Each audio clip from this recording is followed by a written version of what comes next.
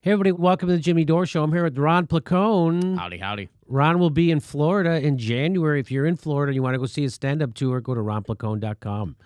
So, and our next live Jimmy Dore Show, February 1st in Burbank, California. Go to jimmydorcomedy.com for a link. Tucker Carlson. Now, I don't know if you know who this guy is. That's Mark Blyth. He's the political economist. I don't know if that's what they call him. But he's a friend of the show. We've had him on twice. And he coined the phrase global Trumpism. Mm-hmm. And he was the one who told us that Brexit is not a local event. He was the one who also told us that the Hamptons are a low-lying area, not easily defensible. And that means that the 1% should get ready for the revolution. So that's who he is. Tucker Carlson has him on to talk about young people embracing socialism.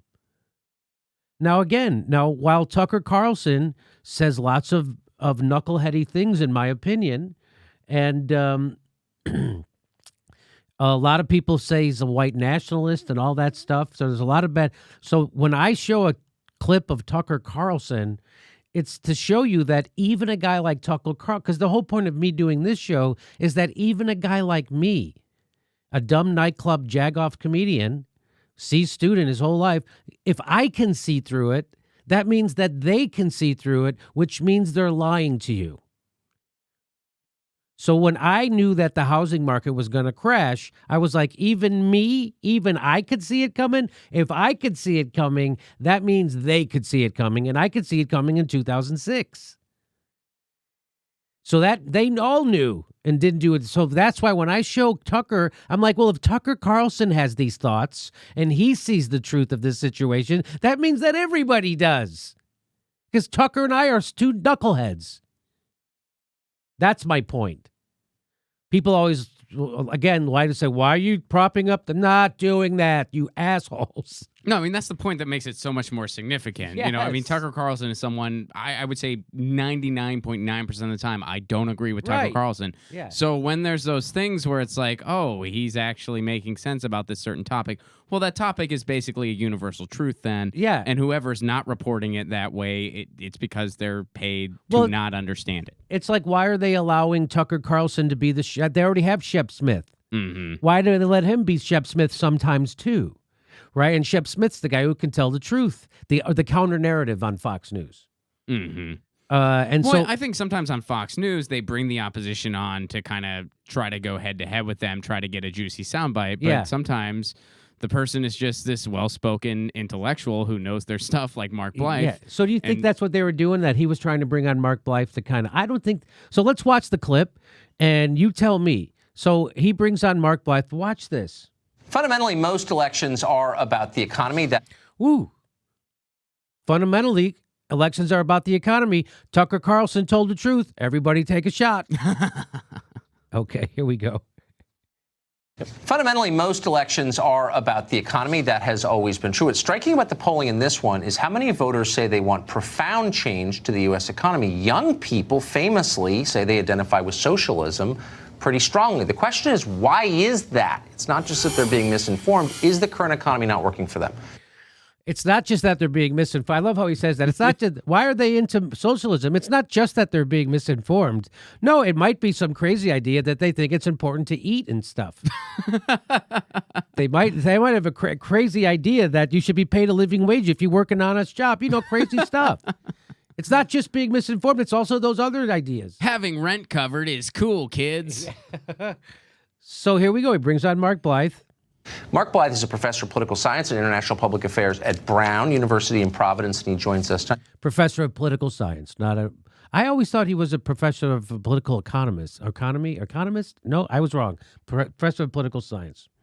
Professor, thanks for coming on. So my theory, and I think it's right, is that a lot of young people say they want real economic change because the current economy is not working for them, and the boom that we're seeing in markets isn't reflected in the economy they experience. Do you think that's true?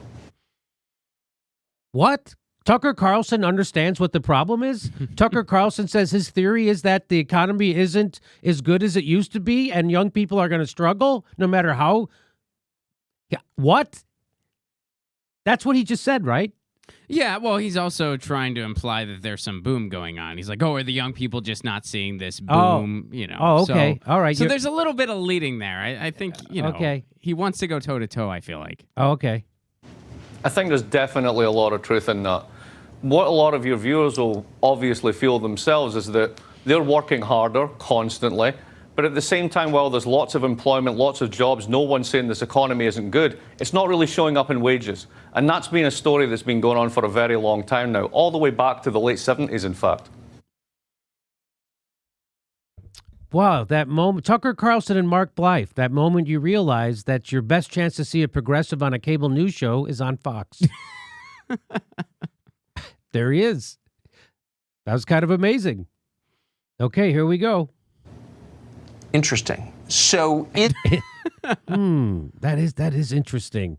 Here we go. Interesting is code for, man, I wish we could have edited that part out. It's also true that young people entering the labor market, say for the first 10 years of employment, 22 to 32, that they are finding themselves behind where their parents' generation was at those ages. That's true. And yes. So Tucker Carlson looks like he's not sure on that one. He's Right. like, is it also true that 22 to 32-year-olds are having a harder time? Is that true? Yeah, you wouldn't even have to ask that question, Tucker, if you went to literally anywhere in the country. Professor Blyth, I saw this meme the other day. There was an avocado on it. Some kids made it. Is there any truth to this? Or is it just myth? Okay, here we go. Is there any truth to that 22 to 32-year-olds are not having it as good as their parents did? they've also got something that their parents didn't have in many cases, a very large debt burden coming from student loans. So if you think about what that does, by the time that their parents were getting into their 30s, they're marrying, they're having kids, they're building houses and homes, they're forming assets, as you would say. You're paying off your debt, and you haven't had a chance to do that yet. So that's acting as a drag on their future consumption and ultimately on their lives. What I don't understand is why this isn't causing alarm bells to go off. If you This is causing, well, let's listen to the rest of the question. young people can't form families, by definition, your society will become less stable, but nobody seems to care. Why is that? Well, alarm bells have been going off. I don't know if you called the 2016 election where a 70-something no-name senator was filling stadiums with millennials. That was an alarm bell.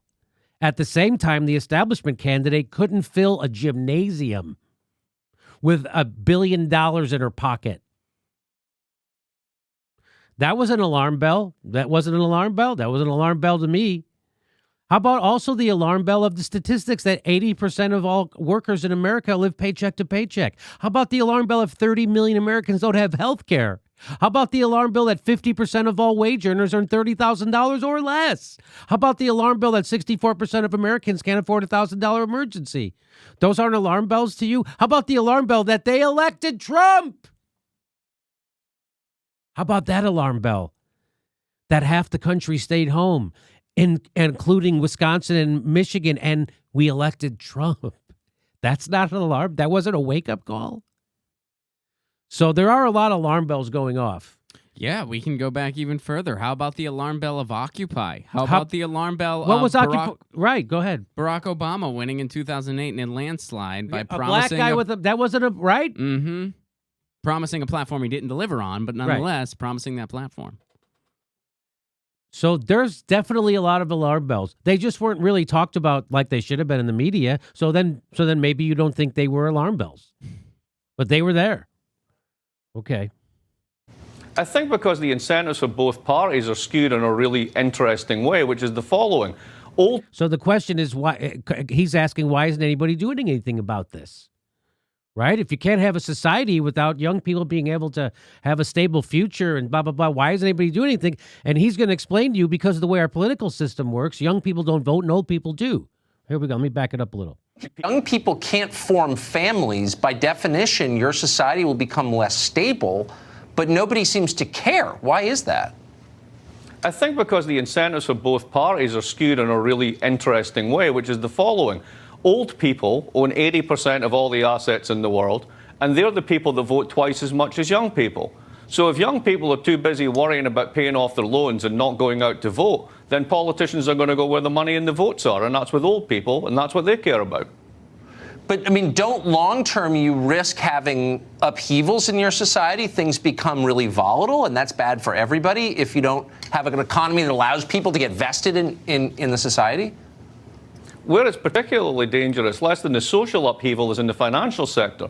So we all borrow against our futures, and we try and use that cash wisely to invest in ourselves. But if your wages haven't been rising, people are borrowing for consumption. And if at the end of the day their wages ain't going to rise, they're not going to be able to pay that off over the long term. And that puts big stresses into the financial sector. So it seems to be that Tucker is inadvertently or unwittingly stumbling upon the reason why we have Trump. That people are hurting and politicians aren't offering any relief. They're not offering any answers. Trump comes along and says, I'm going to give everybody health care and the government's going to pay for it. He said that, which means he ran against Hillary to her left. He said, I'm going to end all those wars. He said that. He didn't do any of those two things, but he said it, and he's running again on foreign policy to the left of Hillary Clinton. And he said, I'm going to repeal NAFTA and we're going to get rid of the TPP. He ran to the left of her again on economics. Wasn't hard, turns out. So this is the reason why. So they're stumbling. This is again reason, but this isn't titled why we have Trump. They're not saying that's why people got desperate and voted for Trump. The same country that elected Barack Obama twice overwhelmingly, then stayed home and didn't vote for Hillary. Why? When they were threatened with Trump. This is why. And Tucker Carlson's like, well, hey, this is serious stuff. How come nobody's doing anything about it? And he's saying, because old people have all the assets and they don't give a crap. And they control the voting electorate. It's more than that. It's also because the media is controlled by the oligarchs. The government's controlled by the oligarchs, which means the elections are controlled by the oligarchs. So he misses that part of it, but he's got the other part completely right. That's certainly one part of it, that the people who vote twice as likely are old people, and they have all the money and assets, and they don't give a crap as much as they should. That is really prescient. Nobody is talking about that. You're one of the very few who is, and I'm always grateful when you come on the show. Thank you. We're talking about it here. We've been talking about it here forever. Why aren't people talking about it, Tucker? Why aren't people doing more about it? Well, because at any given moment, 2 out of the 3 news networks on cable are going to be talking about Russia, and the other one's going to be talking about a war on Christmas. Maybe that would be why. Okay, so there it is in a nutshell. Fox News. It's like that's the kind of stuff you won't hear. You're not going to. Why? You're not going to hear that on Rachel Maddow. Why? Because she's talking about Russiagate all day. Yeah. She's not talking about why we got Trump. She's just talking about Trump. And that's a big failing of most news networks today, even independent news networks. They spend most of their time talking about Trump and none of their time talking about the reason why we got Trump. And what are we going to do once we get rid of Trump?